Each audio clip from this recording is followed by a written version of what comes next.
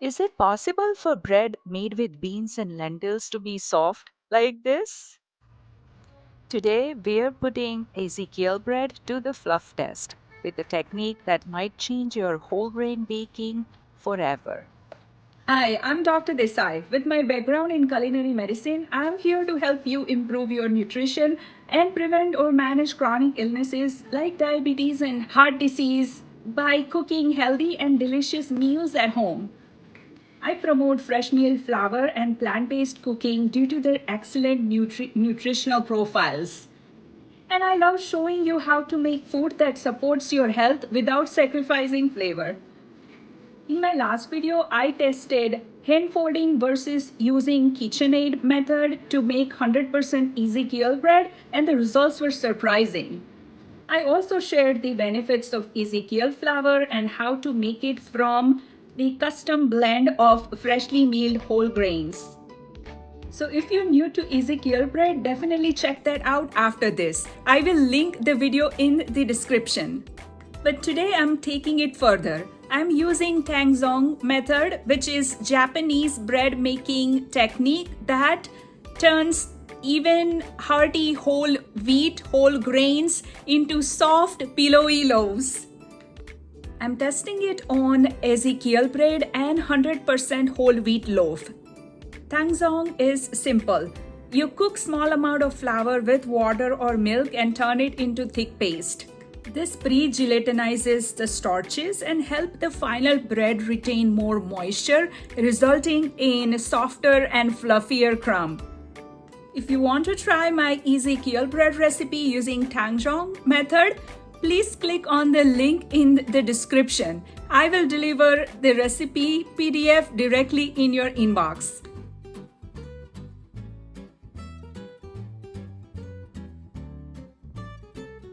Here I took 475 grams of hard white wheat and ground it into fresh flour in my mock mill.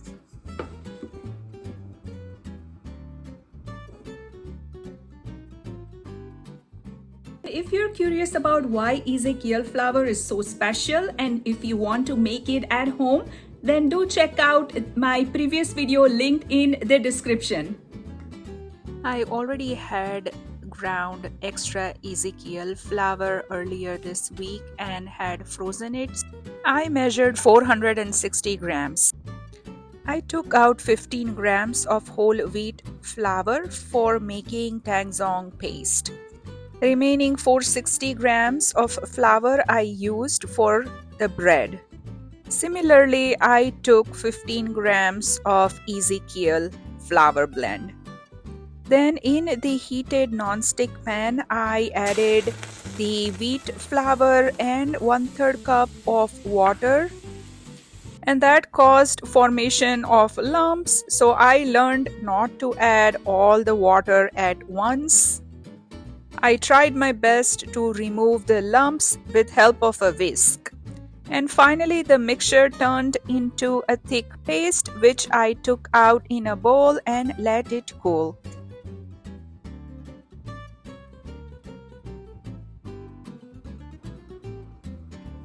In the same pan, I took 15 grams of Ezekiel flour, and this time I remembered to add 1/3 cup of water slowly, and that really helped prevent any lump formation. With continued cooking, the mixture turned into a thick paste, which I took out in a bowl and let it cool. I use autolyse method, and here are some of the benefits of using this method for bread making.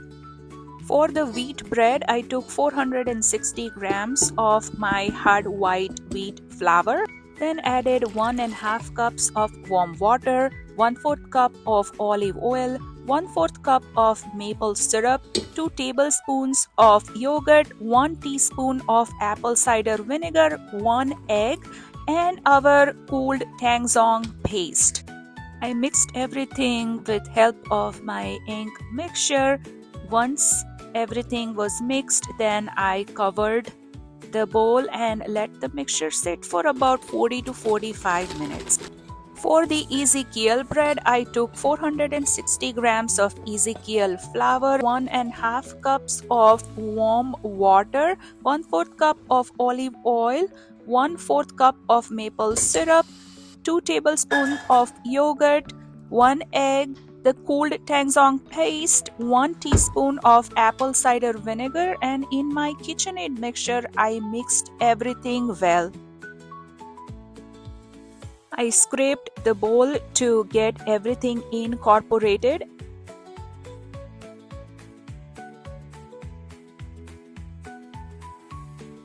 And once everything was properly mixed, I covered the bowl and let it sit about 35 minutes. After the rest period, this is how the Ezekiel mixture looked like. I added about 1 3/4 teaspoon of kosher salt and mixed everything. Then I added 2.5 teaspoons of instant yeast and mixed everything again. Then I kneaded the mixture for about 10 to 12 minutes. I checked the mixture periodically. Also scraped the bowl in between. I could see the dough was getting smoother and stretchier as I continued to knead. With the low gluten mix like this, it is important not to over knead it. Without the use of vital wheat gluten, it is almost impossible to achieve the full window pane here. I used apple cider vinegar in the recipe to help strengthen the dough. The aim here is to achieve a partial window pane instead of the full window pane that you would get with the wheat bread doughs. Over kneading could weaken this type of dough. I was quite happy with the stretchiness that I got with this Ezekiel flour mixture. Moving to the wheat mixture, this is how it looked like after rest period. Then I added 1 3/4 teaspoon of kosher salt and mixed everything, followed by 2.5 teaspoon of instant yeast. Mixed everything again. I scraped the bowl in between to get everything incorporated. Then I kneaded the dough for about 10 to 12 minutes in my ink mixture. I periodically check the dough to look for the stretchiness, and as you can see here, the dough is stretchy but it breaks, so I continued to knead it further. As you can see here, the mixture is starting to form a ball and it's starting to look smoother and shinier. And see how stretchy it looks.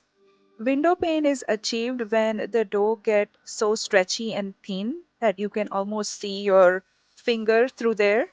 My dough was almost there. I just let it knead for a little bit more.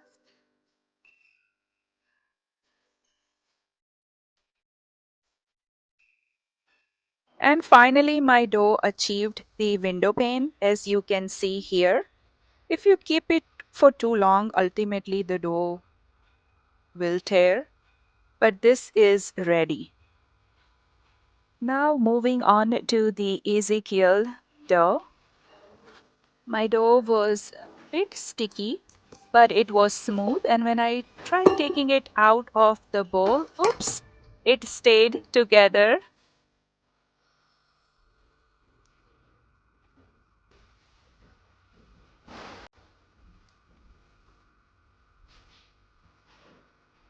I sprayed my KitchenAid bowl with oil and put the dough back in, and then I covered it and let it rest for about 60 to 70 minutes.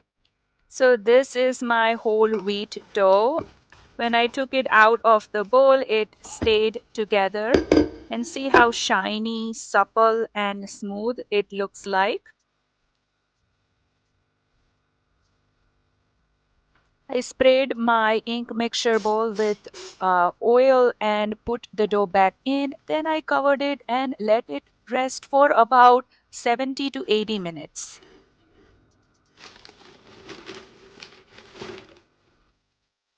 This is how the Ezekiel dough looked like after the first rise.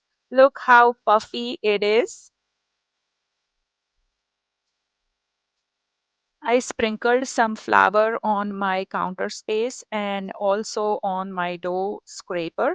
Then I took that dough out on my counter. This dough was smooth and supple, but definitely sticky. I'm still learning to work with wet and sticky doughs like this. I sprinkled some flour on top of the dough and also covered my hands with the flour, and then with help of the dough scraper I tried to fold the dough from the sides. In my previous Ezekiel bread video, if you have seen, I had hard time managing the wet Ezekiel dough, and I ended up putting the dough in the pan without shaping. But here I struggled but still managed to shape the dough finally. Have you guys managed wet and sticky doughs like this? If yes, then feel free to give me some tips in the comments. I shaped the dough into a rough rectangle, then folded one side like this, then folded the other side, and then pressed it. Then I folded the top and the bottom ends and pressed them.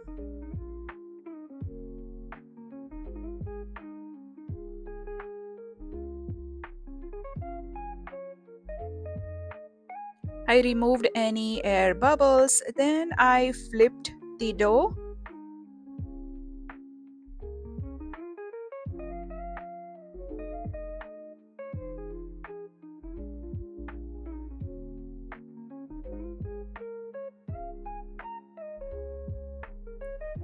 I stretched the dough like this to create some surface tension before putting the dough in my loaf pan.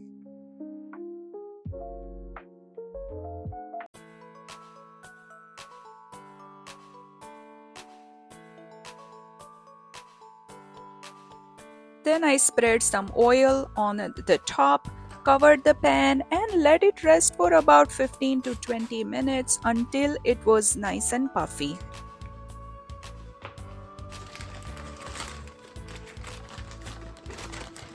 Now moving on to the wheat bread dough, and see how nice and puffy it looked after the rest time. After sprinkling the flour on my work surface, I took the dough out. I sprinkled some flour on top of the dough and then I folded it from the sides. This dough was much more manageable than the Ezekiel dough.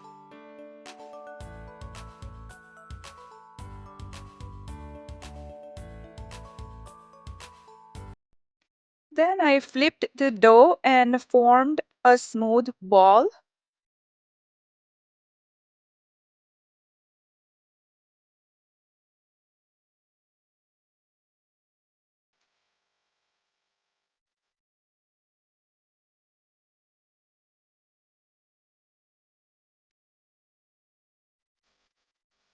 Then I pressed the dough and formed a rough rectangle. Then I folded the dough using the similar technique as I did with Ezekiel dough. After creating the surface tension, I put the dough in my loaf pan. I removed some air bubbles, applied some oil on the top, covered it, and let it rest for about 15 to 20 minutes until puffy. After the rest period, the Ezekiel bread dough looked puffy like this.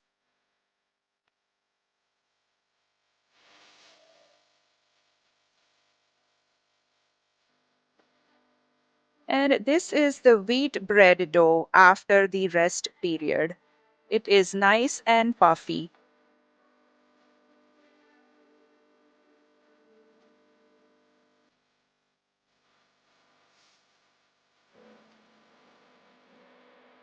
I baked the breads at 350 Fahrenheit for about 45 to 50 minutes.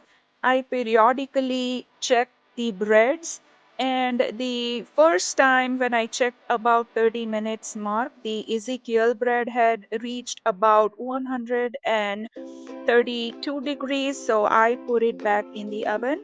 The second time, after about like 40 minutes time mark, it was at 178 Fahrenheit, so I covered it with the foil. This is the wheat bread, which was about 184 Fahrenheit at about 40 minutes mark. So I covered it with foil to prevent over browning. And now finally at 50 minutes mark, the Ezekiel bread is ready and the wheat bread is ready as well. I aim to get to about 205 to 208 Fahrenheit to ensure proper cooking. I brushed the top of the breads with some clarified butter or ghee. After taking out of the pan, I let them cool about 1 hour before cutting into it. And this is how the Ezekiel bread looked like. It had risen so well in the oven, and the inside had this nice open crumbs. And this was my whole wheat bread from inside. This had risen so well as well, and it had this nice soft uniform texture. The whole wheat loaf had a beautiful golden color and a soft uniform texture, small even air pockets throughout. It's everything you would want from a classic freshly milled sandwich bread. But Ezekiel loaf, this one surprised me. The crumb is more open with slightly larger holes and a light springy feel. It's noticeably more airy, especially for a bread made with beans, lentil, and no wheat vital gluten. Of all the ways I have made Ezekiel bread, from gentle hand folding to the power of KitchenAid, this Tangzhong method gave me the fluffiest, softest loaf yet. Now that both loaves have cooled, let's build a sandwich to really put them to test. Spread is green chutney for punch of flavor, then some creamy feta and thinly sliced cucumbers. The whole wheat bread was slightly sweeter with a smoother and super soft texture. Ezekiel bread was light and sturdy and flavorful. Crumb holded the filling well without falling apart. If you're looking for a way to enjoy Ezekiel bread without sacrificing softness, Tangzhong is a game changer. Don't forget to like, comment, and subscribe if you are into smart, feel-good food that actually works.